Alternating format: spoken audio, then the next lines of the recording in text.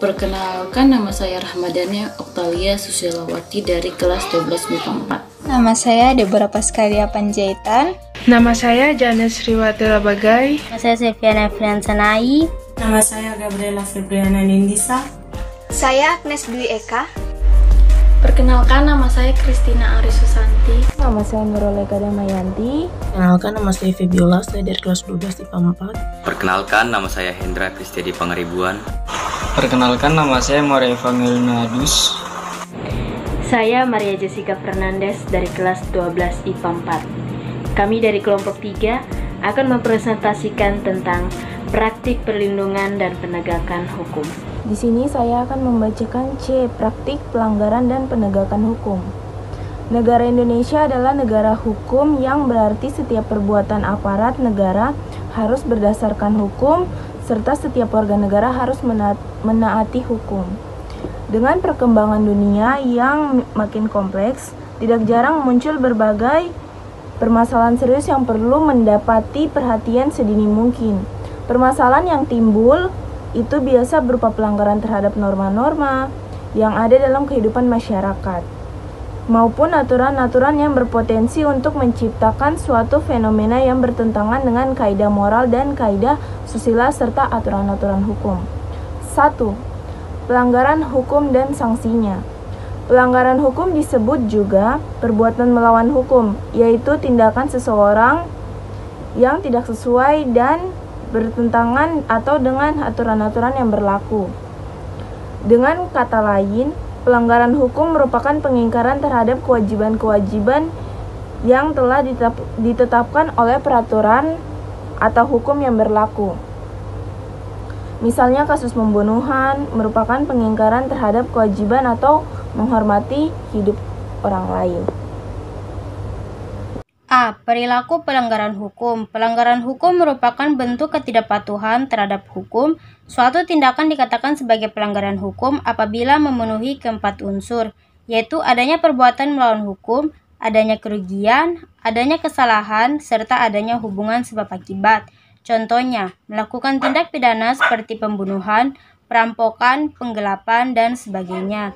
Ketidakpatuhan terhadap hukum dapat disebabkan oleh dua hal, yaitu A.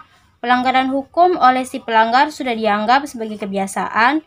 B. Hukum yang berlaku sudah tidak lagi sesuai dengan tuntutan kehidupan. B. Sanksi pelanggaran hukum.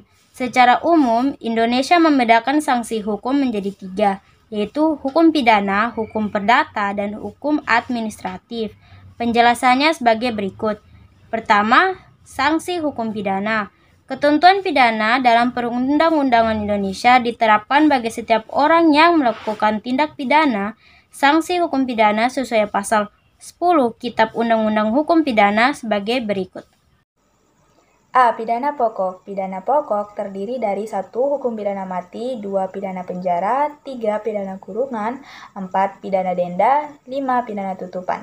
B. Pidana tambahan. Terdiri dari yang pertama pencabutan hak-hak tertentu, 2. Perampasan barang-barang tertentu, dan 3. Pengumuman putusan hakim. 2. Sanksi hukum perdata. Dalam hukum perdata, putusan yang dijatuhkan oleh hakim dapat berupa A. Putusan kondemnatoir, yaitu putusan yang bersifat menghukum pihak yang dikalahkan untuk memenuhi prestasi atau kewajibannya. Sebagai contoh, salah satu pihak dihukum untuk membayar biaya perkara atau kerugian. B. Putusan deklaratoir, yaitu putusan yang bersifat menerangkan dan menegaskan suatu keadaan hukum semata-mata. Sebagai contoh, putusan yang menyatakan bahwa penggugat sebagai pemilik sah atas tanah sengketa. C. Putusan konstitutif, yakni putusan yang menghilangkan suatu keadaan hukum dan menciptakan keadaan hukum baru. Sebagai contoh, putusan yang memutuskan suatu ikatan perkawinan. Dapat disimpulkan, sanksi hukum perdata dapat berupa keharusan untuk memenuhi prestasi atau kewajiban. Sanksi perdata juga berakibat hilangnya suatu keadaan hukum yang diikuti dengan terciptanya suatu keadaan hukum baru. 3. Sanksi hukum administratif. Sanksi administratif adalah sanksi yang dikenakan terhadap pelanggaran administrasi. Sanksi administratif dapat berupa 1. Denda, misalnya yang diatur dalam PP nomor 28 tahun 2008. Yang kedua, pembekuan hingga pencampuran sertifikat atau izin, misalnya yang diatur dalam Permenhub nomor KM 26 tahun 2009. Ketiga, penghentian sementara pelayanan administrasi hingga pengurangan jatah produksi, misalnya yang diatur dalam Permenhub nomor P39-Menhub Datars 2-2008 tahun 2008. Yang terakhir, tindakan administratif, misalnya yang diatur dalam Keputusan KPU nomor 255-KPP-KEP-6-2008 tahun 2008. Sanksi hukum diberikan oleh negara melalui lembaga-lembaga peradilan. Sanksi sosial diberikan oleh masyarakat, misalnya dengan cemoohan, dikucilkan dari pergaulan, bahkan yang paling berat diusir dari lingkungan masyarakat setempat. Jika sanksi hukum maupun sanksi sosial tidak juga mampu mencegah orang dari perbuatan melanggar aturan, ada satu jenis sanksi lain, yakni sanksi psikologis. Sanksi psikologis dirasakan dalam batin kita sendiri. Jika seorang melakukan pelanggaran terhadap peraturan, tentu saja di dalam batinnya ia merasa bersalah selama hidupnya. Ia akan dibayang-bayangi oleh kesalahannya itu.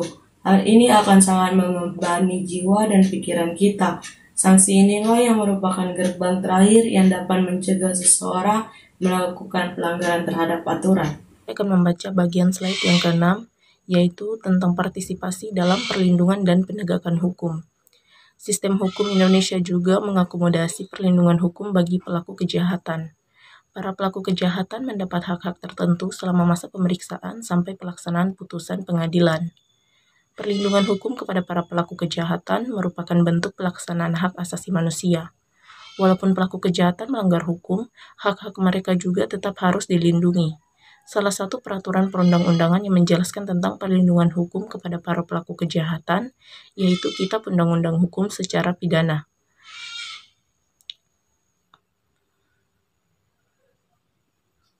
Beberapa bentuk perlindungan terhadap pelaku kejahatan yang dapat ditemukan dalam Kitab Undang-Undang Hukum Pidana, yaitu sebagai berikut. Yang pertama, hak untuk mengetahui dasar atau alasan penangkapan, penahanan, dan atau penjatuhan pidana terhadap dirinya.